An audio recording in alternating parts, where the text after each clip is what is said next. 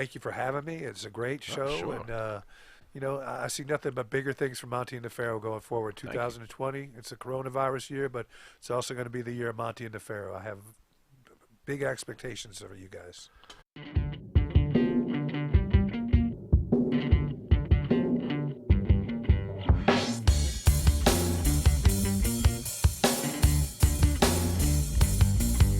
Straight to the top.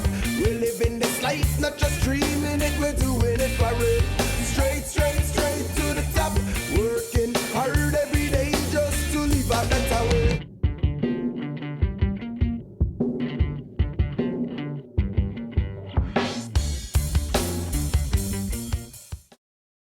All right, welcome back to Long Island's #1 pro wrestling broadcast out of Indie Music TV, here out of Ronkonkoma, Long Island.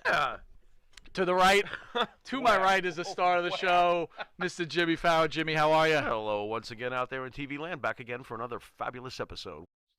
Our special guest on tonight's show is the WWE and UWF's own and who we consider a friend. And let's welcome the iconic Mr. Sonny Beach. Sonny, how are you, sir?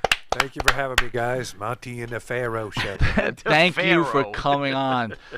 Sonny, haven't seen you since you were at our gimmick table at the big event. What's been going on? How's things A lot of holding good up? Stuff going on. Happened to had coronavirus. What? I was out of commission for about 3 weeks, Right. and my son Austin had it, my wife had it, Rosie, and I had it, and thank God we're all doing better now, and a lot of our friends, are doing better that had it, and a couple of people we know passed away, so I'm mourning the loss of a couple of dear friends that passed away, and hopefully we'll all get through this sooner than later. Do you have a message out there for people that may think this is fake news and it's not what it is? It's the real deal, people. I mean, I've never been hit as hard as I was. The high temperatures, fever. Can you tell people what was it like? The symptoms. I was quarantined. I went right to the hospital. I wasn't feeling good. My son wasn't feeling good, so we went and we got swabbed and make sure we didn't have the virus, but actually we did. And they sent me home, and I had to stay quarantined. I was in my bedroom for 18 days straight. Wow. Didn't leave my bedroom. Had my own, private bathroom and stuff, and just stayed in there. And my wife took care of me. And then as soon as I was, getting better, she got sick. How do you think you came in contact with it? And please don't say the big event. Wait a minute, Thanks. hold on. Can I just tell a quick story? What? A quick story. We're going to do the big event, right? And it's the beginning of the corona We thing. were debating. So I pick up Rick. Rick's working the gimmick table. She's right. And me and Tony Rick are talking Atlas. about how and Tony Atlas was there at the gimmick table. It was a combination I of could have Rick. got it from the big event. I mean, I don't know where I got it from, and that was the last place that I was around a lot of people. The Saba Yeah, but Simba, you- all right, the so- Saba Simba stick? I lost 25 pounds Jesus. of the coronavirus, the corona diet, I call it. Oh, my God. The Corona eating. diet. Do you think you really caught it from big event? I don't. I can be honest. I don't know where I caught it from. Dude, I was washing your hands on a regular basis. Yeah. I mean, we had the sanitizer with us. I mean, Yeah. we were cleaning every time I go to the restroom. But you I were would eating shake them ribs people's with your hands. I would, You were eating those ribs with the What's he hands. supposed to eat them with? Hey. Yeah, Because we're going to do the big event in November, and Rick's going to be at the gimmick table. But Rick says to me, I hope you get a better place, like a better table section. we were put in situation, the punish right, corner spotting. at the big event last year. But I said to Rick, I said, thank God. I'm glad. it I could've wanted worked to be in two a ways. corner. I mean, maybe the virus ended up in that corner, or Yeah, maybe, it didn't we work were out so protected. good I for don't him. know, but So how do you like the new studio, Sonny? your studio is beautiful. Thank you for having me. It's a great show, sure.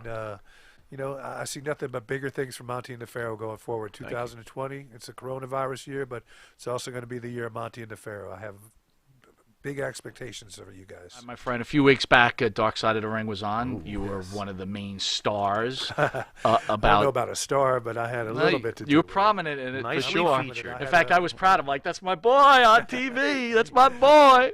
It was a pleasure to do that and try to make Herb look a little bit better than what he was portrayed in all this. But, you can't change history pretty much. I mean, everybody knows that Herb liked to party.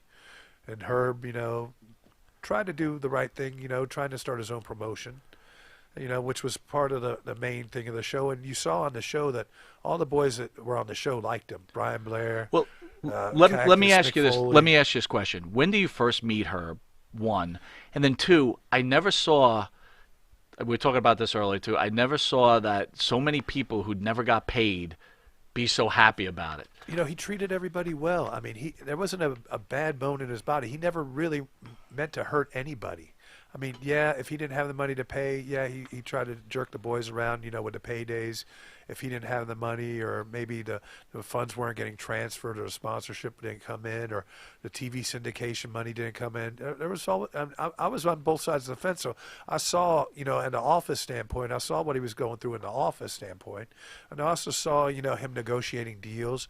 I mean, he made $1 million off of Sports Channel America just by, you know, selling the show to Sports Channel America. So he made money. But, you know, where did all the money go? That's the $1 million question. Sonny, one thing I did not remember or realize was that Andre the Giant wrestled in the UWF. I never remembered that. How did that even happen? I don't think he ever wrestled with us, but he did a couple of promos with us with Captain Lou when he went out to Reseda, California. How'd you guys pull that off? Herb, he dangled a golden carrot in front of him. I mean, Andre was, you know, on the twilight of his career. You know, he had a lot of health issues at the time, and Vince wasn't really using him a lot at that time. He was going back and forth to Japan still for Giant Baba, and he brought him in a couple of times, and he did promos, and the Giants coming, and, you know, just having the name Andre the Giant on your card or associated with your promotion.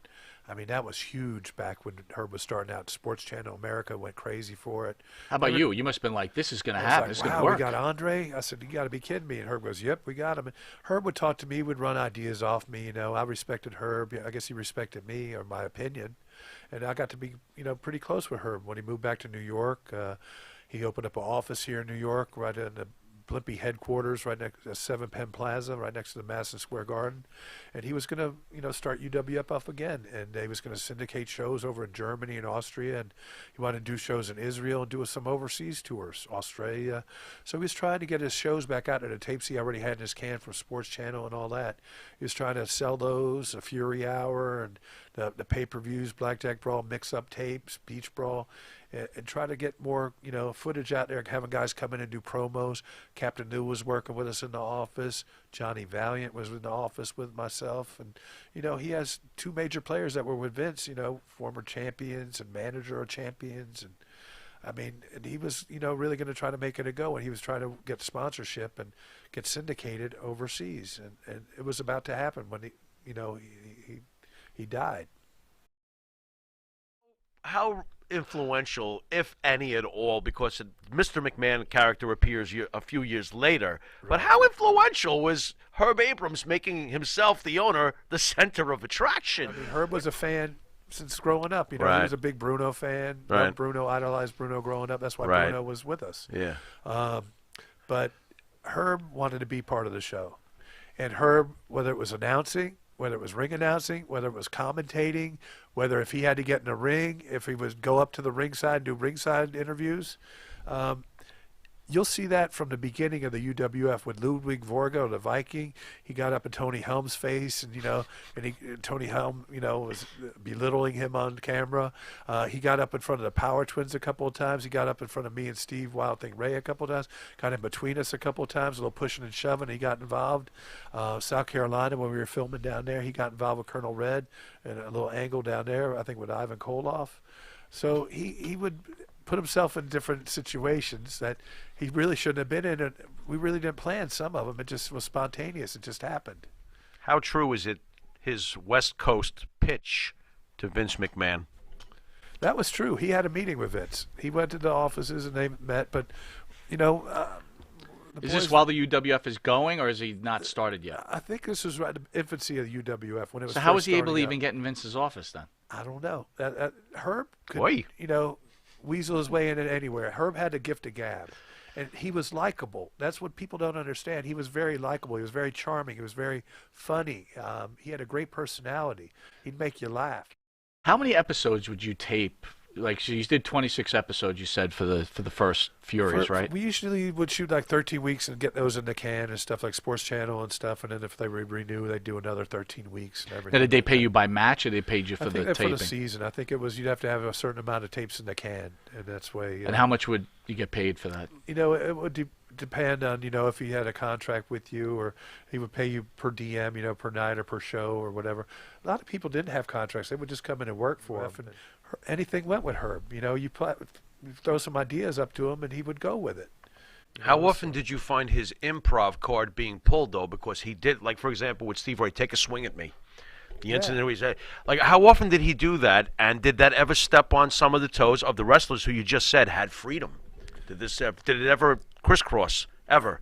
A little bit, but okay. Not to the extent where, it was noticeable. Okay. I mean, if you had a booker, a strong booker, and you had your matches planned out, and you had your talents planned out, the shows, I tried to stress that to Herb. Herb, you can't go into a place that we're not on TV, or you're not promoting it, or you're not on radio spots, or doing any television ads, or your show's not playing every week. You got to have that before you go into a territory. For the TV, the weekly episodic situation, was Blackjack the booker, Blackjack Mulligan, or was that? Not really. I only saw was Blackjack he more, a couple of times. So he was was it more on air?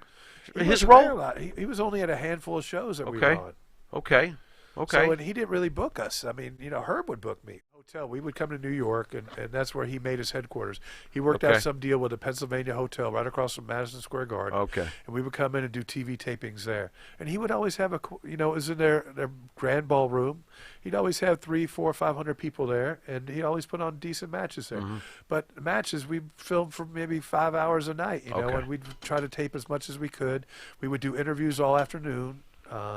We would do some on location stuff. We would do most of the stuff there in the hotel, a handheld and a boom mic, and do a captain's corner with Captain Lou Albano, or Bruno maybe would interview a Craig DeGeorge. He'd had some Brian Rico and those guys from Sports Channel America. Did Bruno and Albano take him seriously? I think they were both there for a payday. I know Lou was there for a payday.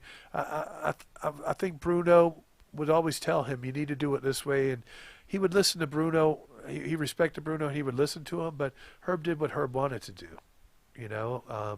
Herb would tell him, Bruno would tell him how to run shows, how to do TV.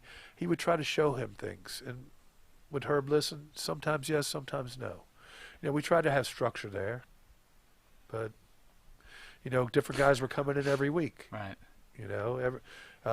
Maybe he bounced a check to somebody, they're not coming to work for him the next TV taping, or maybe somebody got hired back to WWF. I know he had Rick Rude, he had Greg Valentine, Honky Tonk Man at TV tapings at a Pennsylvania hotel, and then Vince, sent him a cease and desist. He couldn't show them on TV. They were still under contract. Describe the UWF locker room feel during its run. Anything went. It was like one big party. It was like, like you're joking around. I mean, it was a great atmosphere. I mean, there was a lot of camaraderie, all the boys having fun, joking around. It wasn't like a tight, all business, He had the talent there to really make an impact on the wrestling business, but he didn't have the financial backing. And me and all the boys talk about, me and Mick Foley, me and John Arizzi talk about it, Brian Blair. If he would have put his money and invested in, maybe somebody putting together a business plan. Run it like a business, not like a party. Lenny Doog. D-U-G-E. Very emotional during this. Lenny and Herb were best friends. I mean, without Lenny, UWF would have fell apart. Well, what was his role actually? And Lenny did he worked write? for NBC Studios. Okay. He was a film and edit guy. He was with The Tonight Show, Johnny Carson, Jay Leno. He worked for them for like 26 years or something like that. And he loved wrestling. Big fan. Yeah. He knew how the production end of it. So without the production end of it, he would have never been on Sports Channel America, and he needed Lenny to book the shows, book the cameramen, book the lighting companies, book the riggers, and everybody else to do all that stuff. And, so Lenny had a little falling out with him too. He didn't like Herb's lifestyle. The getting high, doing drugs, and putting his good name on the line pretty much. With all the people that he dealt with. You deal with 26 years at NBC. The best of the best out in Hollywood and California and anywhere. New York, you come to New York, the production people here, like Silver Cup Studios or some of these places where you could get the cameras or the rigging or the lighting or the hang up around the ring and the effects or whatever it might be. He knew all those people and he had relationships with people, so that's what he brought to the table. And then when Herb started sniffing people, it started making him look bad. And then he told people, don't take a check. get paid before, make sure the money clears. He would tell him, I'm not responsible. And then when Herb was partying too much, he tried to get him into rehab a few times, but Herb refused. Then he, like he said on the show, the worst thing Abrams ever did to him was die. And then Steve Ray, another one, my old partner, went wild. I mean, Herb believed in him so much. Herb believed in Steve Ray more than Steve Ray believed in himself. And he gave him a chance. Steve Ray started out in Kansas City with, Bob Geigel in the Kansas City territory. Bulldog Bob Brown was promoting out there. Bob Geigel. Sonny Myers helped train him. So he was only like a local guy out in Kansas City, and then sent some promo pictures to Herb. Herb took a liking to him and gave him a gimmick, Wild Thing Steve Ray. And he had charisma, and he, looked like one of the rockers, like a Shawn Michaels or a Marty Jannetty. So that was his niche. And Herb was trying to build stars. I tried to use myself, the Power Twins, Steve Ray, Louis Spicolli, before he was Rad Radford with the WWF. So there was a lot of guys that he was trying to take talent and build. Salvatore Sincere, Tom Brandy, a lot of up-and-coming guys that really could have, did big things in the business. Once upon a time, Herb Abrams was given about $1 million, and clearly it did not. This is Mike's wording. I love how he's kind of so brutal. Clearly, it did not work out. But do you feel that he used his money wisely? And I have to add to it. Do you feel the fact that he was he a fan first? Before Wait, are you saying I wrote that? You're asking the question. I mean, it's stupid. Well, I like did he use his money wisely? I don't know why you would ask that, but go ahead. Herb was a fan first. He was a big fan. Wait a minute! You wrote that! Don't you throw me under the bus! All right, go anyway, ahead. Go ahead. Sorry. Was he more of a fan than a businessman during this run? I think he was. He had a goal. He wanted to compete with Vince.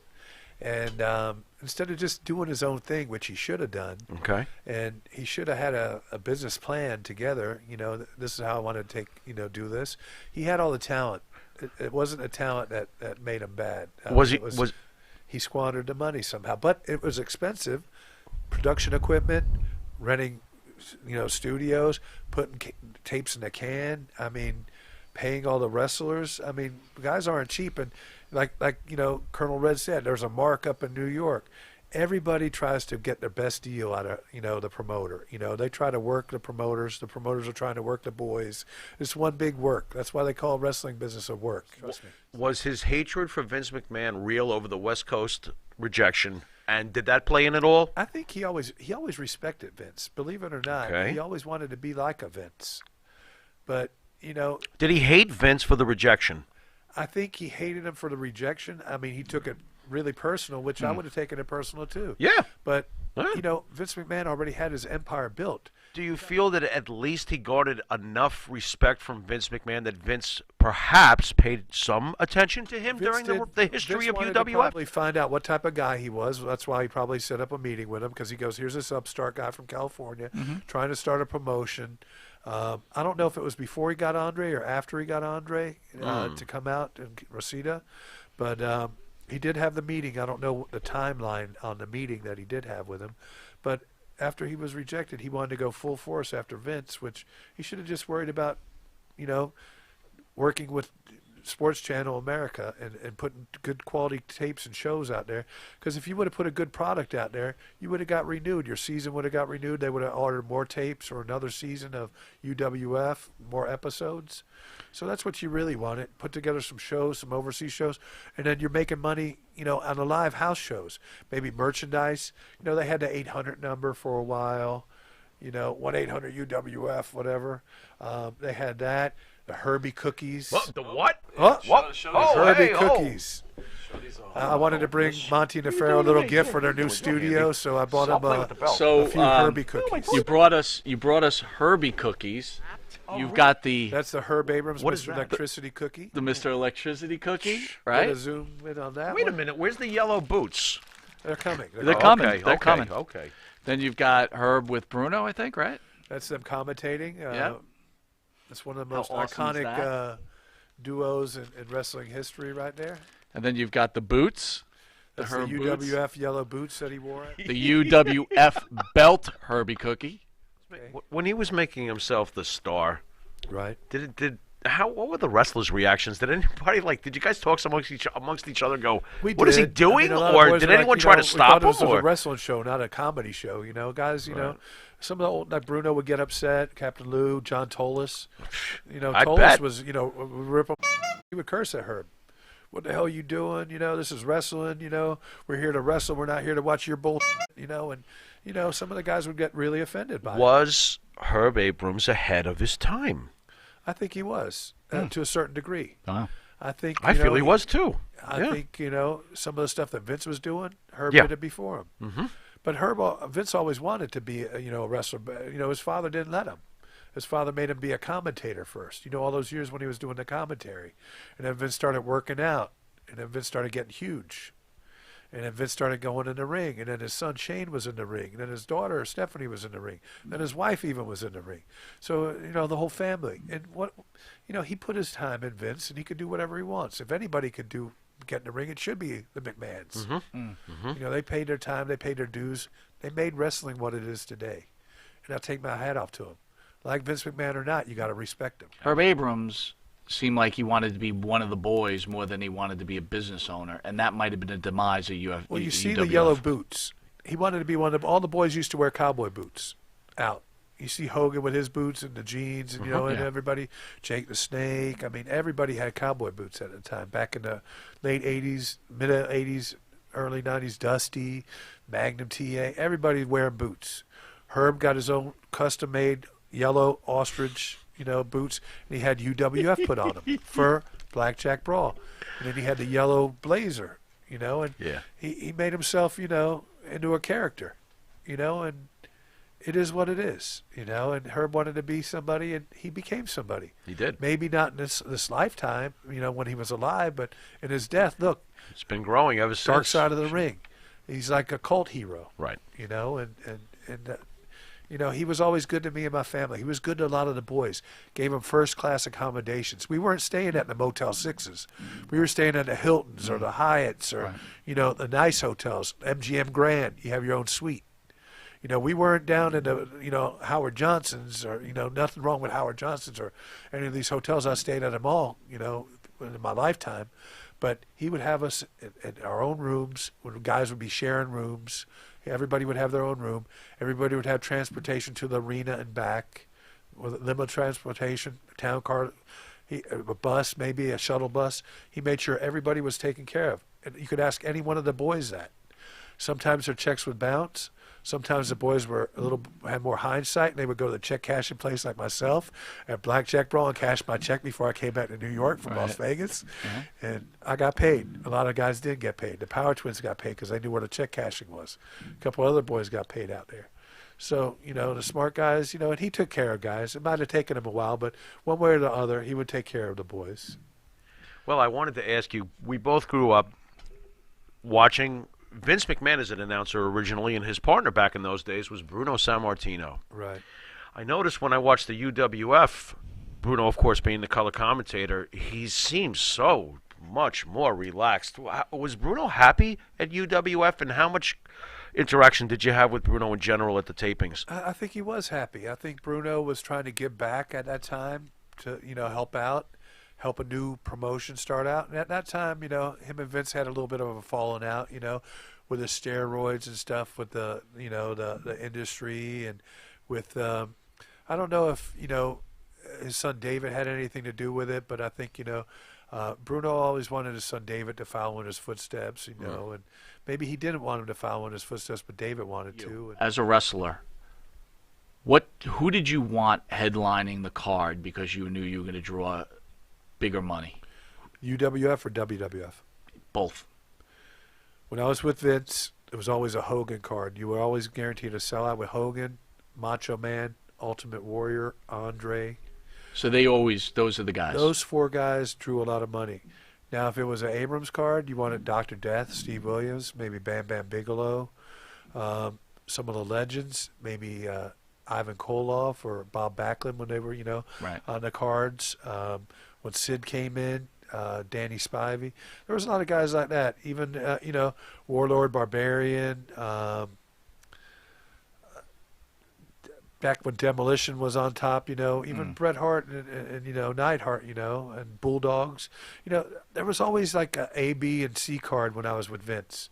They were running 2 main events a night at some of these big, crisscrossing the back. We were on fire back in the 80s. And when No Holds Barred came out, I mean, we were running, across the country. We'd even have shows going to the colleges, campuses, high schools, National Guard armories. We had so many guys working. You used to do 2 shots too on weekends, we would do right? double shots Yeah. sometimes. Afternoon matinee show and an evening show. What is the true story to the demise of Herb Abrams? I think Herb had an underlying health issue. I think he had an enlarged heart or some type of heart disease. And I think that cocaine just attributed to that coming out more. He had a massive heart attack, and that's how he died. Maybe it was a lot of cocaine in his body, in his system, and he probably didn't sleep for 2 or 3 days. The last time I saw Herb Abrams was that Sunday. He was at my house. He had dinner with us before he came back to his house in Great Neck, before he went to his offices in the city that Monday and Tuesday. I think he passed away Tuesday going into Wednesday morning overnight, but I didn't see him after, he left my house on that Sunday. Definitely know he's dead because I was at the funeral and I helped bury him.